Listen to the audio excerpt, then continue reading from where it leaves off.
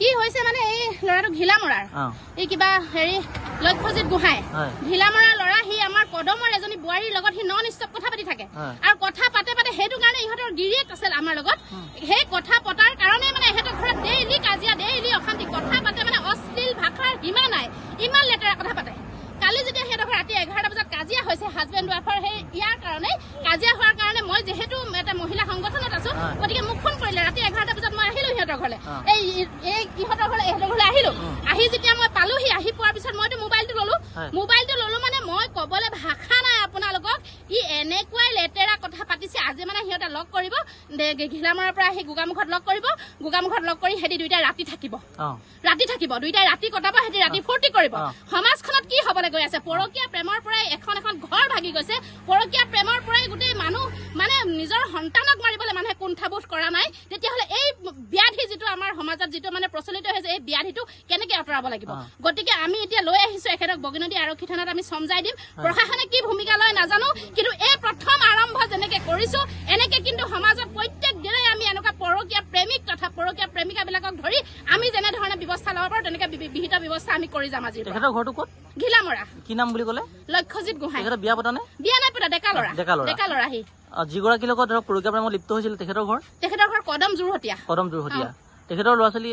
5 বছৰীয়া এটা পুত্ৰ সন্তান আছে হাজবেণ্ড আছে গিৰিয়েক আছে কিমান দিনৰ পৰা চলি আছে এইটো ইহঁতৰ বহুত দিন হ'ল মাজতে অলপ দিন ই হায়দৰাবাদত আছিলে মানে মহিলাগৰাকীৰ গিৰিয়েক হায়দৰাবাদত থকাৰ কাৰণে ইহঁতৰ হেৰি হৈছিলে তেতিয়া বহুত প্ৰেম বেছি হৈ আছিলে তাৰপিছত যেতিয়া হায়দৰাবাদৰ পৰা আহিলে তেতিয়া অলপ এটা খাম কাটিছিলে কিন্তু এতিয়া মানে ইহঁতে থাকিব নোৱাৰা অৱস্থা মানে দুইটাৰে কথা নপতাকে থাকিব নোৱাৰে ভিডিঅ' কল নকৰাকে থাকিব নোৱাৰে মানে অশ্লীলৰ সীমা চেৰাই গৈছে মানে অশ্লীলতাৰ গতিকে আজি মানে সিহঁতে উপায় নাপায় দুইটাই লগ কৰিব মানে এনেকুৱা এটা চিটুৱেশ্যন সিহঁতে পৰিৱেশ বনাই লৈ কিন্তু যেহেতু মানে 100 গৰু মাৰিলে বাঘৰ মৃত্যু আজি আমাৰ হাতত পৰিলে ক'ৰ পৰা ধৰি আনিলে আজি আমি গোগামুখ চেণ্টাৰৰ পৰা ধৰি আনিছো একদম হাতে লুটে মানে মানুহজনীও মিলিব লগ পাবলৈ গৈছিলে নেকি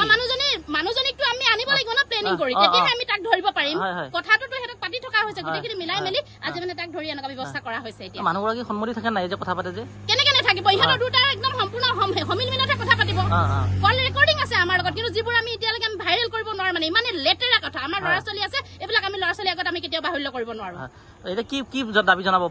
দাবী জনাম মানে এনেকুৱা ধৰণৰ পুলিচ প্ৰশাসনৰ ওচৰলৈ যোৱাৰ লগে লগে আজিকালি মানে পৰকীয়া প্ৰেমৰ কোনো ধাৰা নাই পৰকীয়া প্ৰেমৰ কাৰণে কোনো জেললৈ নাযায় পৰকীয়া প্ৰেম এটা বেমাৰ এটা মানে এইটো মানে এটা ব্যাধি গতিকে এইটো আমি জনসাধাৰণে সকলোৱে লগ লাগি সেইটো আমি বন্ধ কৰিব লাগিব বেলেগ কথা একো নাই ইয়াত গতিকে আমি যি আজি পদক্ষেপ আমি হাতত লৈছো ইমান দিনে মনে মনে আছো বহুত পৰকীয়া প্ৰেম হৈছে বহুত ঘৰ সংসাৰ ভাগি গৈছে মনে মনে চাই আছিলো যে কিবা এটা কাৰণত মানে এইটো বন্ধ হব নেকি বা বুজি পাব নেকি কিন্তু এতিয়া দেখিলো ঘৰৰ নিচেই কাষত এখন সংসাৰ ভাগি যোৱাটো নিবিচাৰো গতিকে আজি তাৰিখৰ পৰা পদক্ষেপ হাতত লৈছো যতে পৰকীয়া প্ৰেমিক বা প্ৰেমিকাক আমি ধৰি কৰিম আমি কিন্তু নিজে আইন ব্যৱস্থা হাতত তুলি ল'ম কোন সংগঠনৰ পৰা হেৰি কৰিছে আমাৰ জাগৃত নাৰী শক্তি মই লখিমপুৰ ধেমাজি 2খন জিলাৰ সম্পাদিকা কিমান দিন হ'ল আপুনি পৰকীয়া প্ৰেমত লিপ্ত হৈ থকা দিন হ'ল মানে মই গুৱাহাটীত আছিলো গুৱাহাটীত থাকোতে তেওঁ মোলে হাই বুলি মেছেজ দিছে হাই বুলি মেছেজ দিয়াৰ পিছত মই তেতিয়া কৈছো কোন হয়নো আপুনি তেওঁ তেতিয়া ক'লে মই তেতিয়া নম্বৰটো দিলো তেওঁ মোলে ফোন কৰিছে তাৰপিছত এই দাদাই গম পালে দাদাই মোক ফোন কৰিবলৈ কোৱা নাই মই ফোন না কৰা কালি মই হাই কি কৰিছানো বুলি মেছেজ এটা দিলো ফেচবুকত অনলাইন দেখি পিনি তাৰপিছত তেওঁ ক'লে তাৰপৰা তেওঁ মই নম্বৰটো দিয়া নাই মিছা কথা নকব আপুনি মই নম্বৰ দিয়া নাই নম্বৰটো ডিলিট হৈ গ'ল বুলি কৈছে মই নম্বৰটো মুখতে কৈ দিছো ফোনটো লাগি থাকোতে হোৱাটছএপত কথা পাতি আছিলো এতিয়া তেওঁ নম্বৰটো টুকি পিনি মোলে ফোন কৰিছে তাৰপিছত কথা পাতিছো অলপ বেয়া বেয়া কথা অলপ পাতিছো বাৰু না পতা বুলি নকওঁ সেইটো হয় বিয়া পতা বুলি জানেনে বিয়া পতা বুলি জানো মই কিন্তু মই সেইবিলাক একো বেয়া কামত যে বেয়া কথা পাতিছো কিন্তু বেয়া কাম একো আপুনি বিয়া পতা নে নপতা মই নপতা ক'ত ঘৰ আপোনাৰ ঘিলামৰা কি নাম লক্ষ্যজিৎ গোহাঁই